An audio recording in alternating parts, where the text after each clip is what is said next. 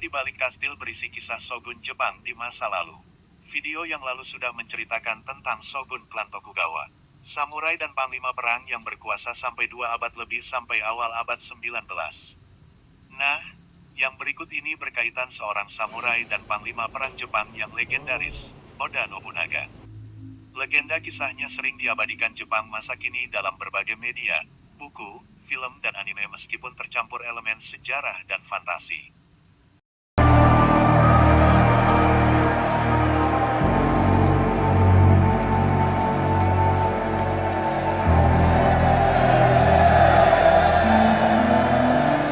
そっと義経を買えばよかった。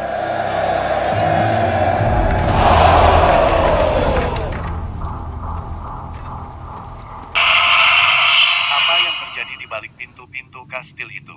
Kita akan menembus waktu, melihat sejarah dan legenda di masa lalu. Cerita di balik ketiga kastil berikutnya yakni Kastil Inuyama, Kastil Komaki, dan Kastil Gifu, berkaitan erat dengan kisah Shogun Oda Nobunaga, seorang visioner samurai yang bercita-cita menyatukan Jepang Raya, namun akhir hidupnya cukup tragis karena terbunuh oleh jenderal militer tangan kanannya sendiri, Akechi Mitsuhide. Dalam literatur lain, disebutkan Oda Nobunaga melakukan seppuku atau bunuh diri karena pengkhianatan tersebut.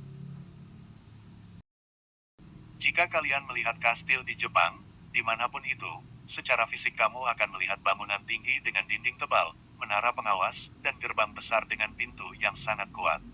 Atapnya melengkung indah, dihiasi ornamen dan ukiran yang rumit. Beberapa kastil mengukir ornamen klan mereka, kastil yang lainnya menempatkan mitologi hewan yang merupakan dewa menurut kepercayaan setempat. Jika kamu bisa merasakan ini, kamu bisa membayangkan bagaimana fungsi kastil ini zaman dahulu. Kastil Jepang dikenal dengan nama Shiro. Kastil tidak hanya berfungsi sebagai tempat tinggal para shogun, tetapi sekaligus berfungsi sebagai pusat pemerintahan, simbol kekuasaan dan status. Saat ruang-ruang dibuka untuk umum, kalian bisa membayangkan para samurai tinggal dalam kastil tersebut. Para prajurit dengan baju lengkap menjaga tuan mereka, yang merupakan jenderal perang sekaligus penguasa. Memberikan gambaran kekuatan yang gagah dan perkasa, sekaligus menakutkan. Kekejaman dan darah, itu yang terbayang ketika melihat sebuah katana tergantung di ruang pameran. Katana adalah pedang legendaris yang menjadi simbol kekuatan dan keterampilan mereka. Dengan bilah yang tajam dan pegangan yang ergonomis, katana bukan hanya senjata, sebuah karya seni, mewakili filosofi samurai tentang kesetiaan, kehormatan, dan disiplin. Para samurai tidak hanya pandai bertarung, tetapi memiliki etika dan kebudayaan. Mereka menghabiskan waktu di ruang pertemuan, berdiskusi tentang strategi dan kebijakan. Mereka berlatih seni bela diri dan kaligrafi. Baiklah, cerita kali ini adalah mengunjungi 4 kastil di Nagoya. Kastil-kastil ini memiliki kisah shogun, yang penuh ambisi, perang, dan perebutan kekuasaan.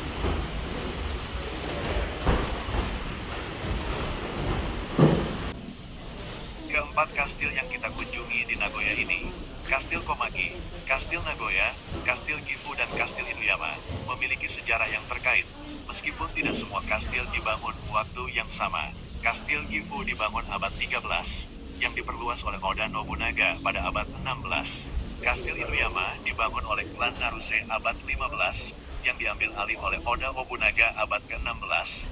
Kastil Komaki dan Kastil Nagoya dibangun oleh klan Tokugawa Ieyasu abad 16. Samurai ini berkuasa setelah Oda Nobunaga tidak berkuasa lagi. Oda Nobunaga adalah seorang panglima, penguasa dan tuan tanah. Kekuasaannya masih di bawah kaisar, kira-kira sejajar bupati atau sultan. Dalam bahasa Jepang disebut sebagai seorang daimyo. Lahir di Provinsi Owari, Provinsi Lama Jepang, dalam bahasa Jepang disebut Owari Tokuni, atau dikenal Isuzu, tepatnya di Kunoji, di dekat Nagoya modern sekarang pada tanggal 23 Juni tahun 1534. Ia meninggal pada usia 50 tahun, tepat 2 hari sebelum ulang tahunnya, tanggal 21 Juni tahun 1582.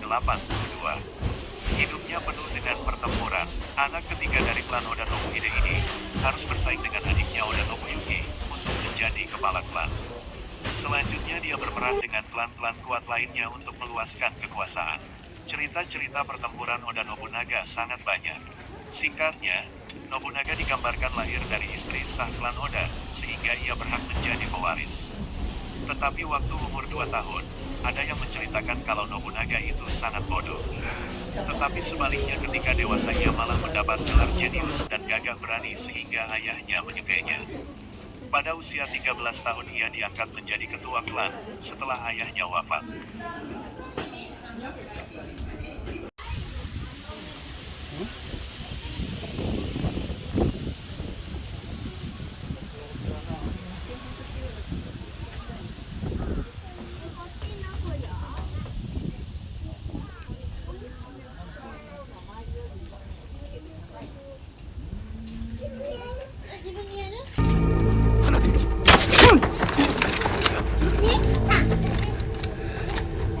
宮井殿、指揮をお願いいたしまする。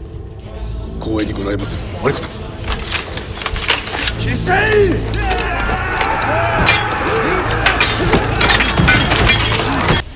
Salah satu karya anime yang tentunya bersifat fiksi, nama Oda Nobunaga disebut sebagai pemanah iblis. Pelayan kelas pemanah dari Artoria dalam mengoir kisah aneh cawan suci ibu kota kekaisaran. Dalam literatur lain, Oda Nobunaga dipanggil Raja Iblis. Dalam legenda Jepang maupun China kata iblis mengacu beberapa, yakni karena berdarah dingin sekaligus berani tanpa pandang bulu atau karena kejam. Dalam kisah Shogun, Oda Nobunaga adalah panglima besar yang berperang dengan klan-klan. Bahkan ia juga berperang dengan adiknya sendiri untuk menjadi ketua klan.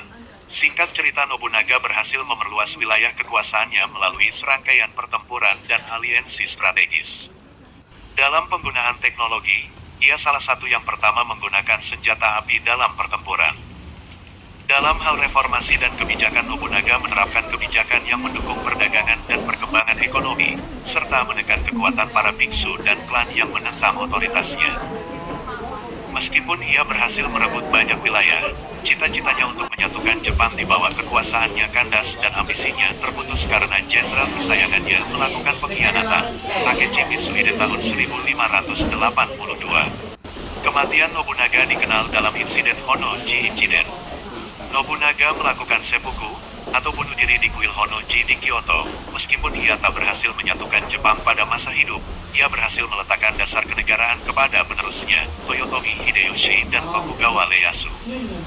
Dalam serial ke-6 Shogun tahun 2024, produksi Disney, kisah nyata Oda Nobunaga disajikan dramatis, dengan latar belakang zaman Sengoku. Seru banget.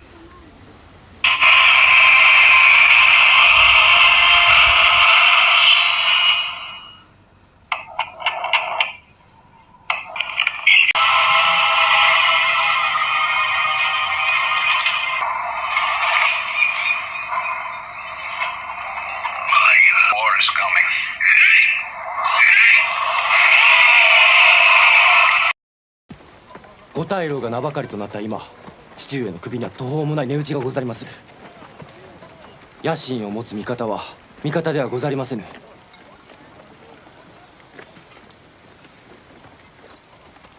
ようこそおいでくださりました、マリコ様。安仁様です、ゾウミ様。The Lord of this village. Actually, we've met. Oyo Shao. And fuck yourself. You sniveling little shitbag.